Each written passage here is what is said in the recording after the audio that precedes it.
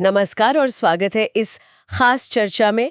आज हम IBM कॉग्नोस analytics की दुनिया की गहराई से पड़ताल कर रहे हैं। जी। हमारे पास कई स्रोत हैं। कॉग्नोस के फायदों पर एक लेख, पावर BI के साथ इसकी तुलना पर यूजर्स की बातचीत और इसके नए फीचर्स पर एक गाइड भी है। बिल्कुल। और हमारा मकसद है कॉग्नोस की मुख्य क्षमताओं को समझना। मतलब इसकी ताकतें क्या हैं, कमजोरियां क्या हैं। हाँ, खासकर जब हम इसकी तुलना पावर BI जैसे दूसरे आजकल ज्यादा चलने वाले टूल से करते हैं। सही कहा। हम देखेंगे कि ये टूल कैसे विकसित हुआ है और आज के बिजनेस इंटेलिजेंस लैंडस्केप में इसकी क्या जगह है। चलिए तो शुरू करते हैं। सबसे पहले बात करते हैं उन एरियाज की जहां कॉग्नोस पारंपरिक रूप से मतलब काफी समय से बहुत मजबूत रहा है। हाँ। स्रोत बताते हैं कि ये जटिल कई पन्नों वाली PDF और एक्सेल रिपोर्ट्स बनाने में माहिर है। जी बिल्कुल। खासकर बड़ी पिवट टेबल्स और जो शेड्यूल्ड रिपोर्ट्स होती हैं उनके लिए ये लंबे समय से इसकी पहचान रही है। अच्छा। और देखिए, स्रोत 1 में मैट्रिक स्टूडियो जैसी सुविधाओं का भी जिक्र है।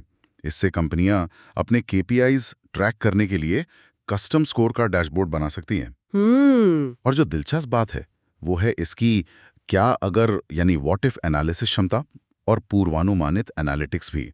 ये सिर्फ डेटा दिखाने से आगे जाता है। मतलब निर्णय लेने में मदद करता है। हाँ, बेहतर निर्णय लेने में सहायक है। ये डेटा से छिपी हुई जानकारी को उजागर करने पर जोर देता है। लेकिन बाजार तो बदल रहा है ना? बिल्कुल बदल रहा है। हमने देखा रेडिट पर जो चर्चाएं हैं स्रोत 2 में कि कई संगठन अब कॉग्नोस की तुलना पावर BI से कर रहे हैं। हाँ, कर रहे हैं। और कुछ तो लागत मतलब कॉस्ट बचाने के लिए इसे बदलने का भी सोच रहे हैं। हाँ, ये एक बहुत अहम पॉइंट है आजकल।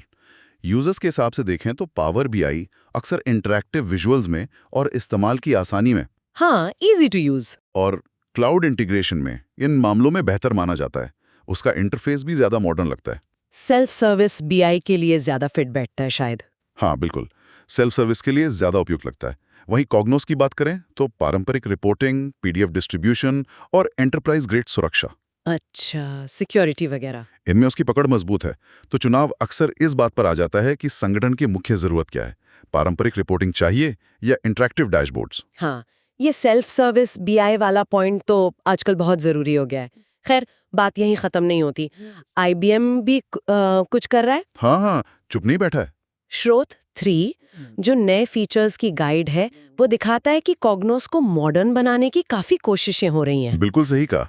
और ये सिर्फ कुछ फीचर्स जोड़ना नहीं है, ऐसा लगता है कि ये एक रणनीतिक बदलाव की कोशिश है, ताकि जो इसके पारंपरिक मजबूत पक्ष हैं और जो आधुनिक यूजर एक्सपीरियंस या AI ड्रिवन एनालिसिस की मांग है उसके बीच का गैप कम हो सके। तो क्या क्या नया है उसमें? देखिए, यूजर इंटरफेस को बेहतर बनाने के लिए उन्होंने कार्बन डिजाइन सिस्टम अपनाया है। Carbon design. हाँ, ताकि IBM के जो दूसरे प्रोडक्ट्स हैं उनके जैसा ही अनुभव मिले। एक नया कॉग्निटिव लर्न पेन भी है। वो क्या करता है? वो आप जब काम कर रहे होते हैं तो उसी समय आपको मदद और जानकारी देता है, मतलब कॉन्टेक्स्ट के हिसाब से। और डेवलपर्स के लिए रेस्ट और जावास्क्रिप्ट APIs भी हैं। अच्छा, ताकि इंटीग्रेशन आसान हो। हाँ, ऑटोमेशन और इंटीग्रेशन के लिए। यूजर इंटरफेस और डेवलपर्स के लिए तो ठीक है, लेकिन आजकल विजुअलाइजेशन पर बहुत जोर है। उस तरफ क्या है? हाँ, उसमें भी काफी सुधार हैं। जैसे शिमाटिक्स करके एक नई क्षमता है। शिमैटिक्स। हाँ, इससे आप डेटा को कस्टम ग्राफिक्स पर मैप कर सकते हैं। मान लीजिए कोई फ्लोर प्लान है या कोई मशीन की ड्राइंग है उस पर, ओहो, ये तो काफी इंटरेस्टिंग है ना? और फोरकास्टिंग क्षमताओं को भी बेहतर बनाया गया है। AI असिस्टेंट भी है जो डैशबोर्ड बनाने में मदद कर सकता है। AI असिस्टेंट, वाह। हाँ, और मोबाइल ऐप को एंड्रॉयड सपोर्ट भी मिला है जो पहले नहीं था।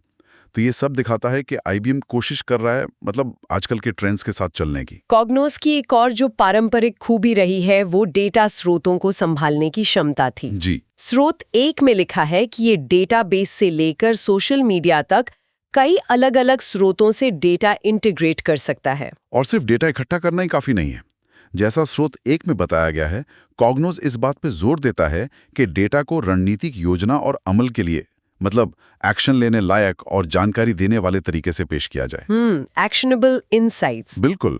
इसका मकसद बिजनेस को सिर्फ रिएक्टिव होने से प्रॉब्लम होने पर रिस्पांस देने से आगे बढ़ाकर प्रोएक्टिव बनाना है, ताकि वो जोखिम और अवसर पहले ही पहचान सकें। एग्जैक्टली। तो इन सब बातों का निचोड़ क्या निकलता है?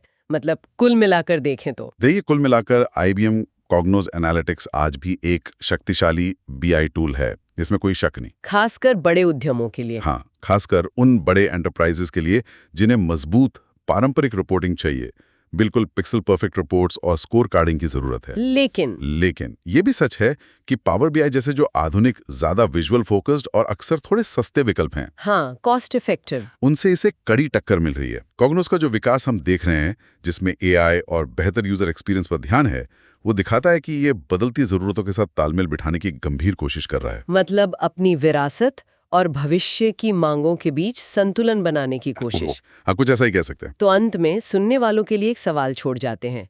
क्या किसी बीआई टूल का चुनाव सिर्फ उसकी तकनीकी क्षमताओं या बाजार के ट्रेंड्स पर आधारित होना चाहिए, या फिर संगठन की जो अपनी खास जरूरतें हैं, यूजर्स की पसंद है, और वो जो संतुलन है पारंपरिक संरचित रिपोर्टिंग बनाम डायनामिक इंटरैक्टिव विजुअलाइजेशन, उस पर आधारित होना चाहिए? हाँ, इस पर सोचने के लिए बहुत कुछ है।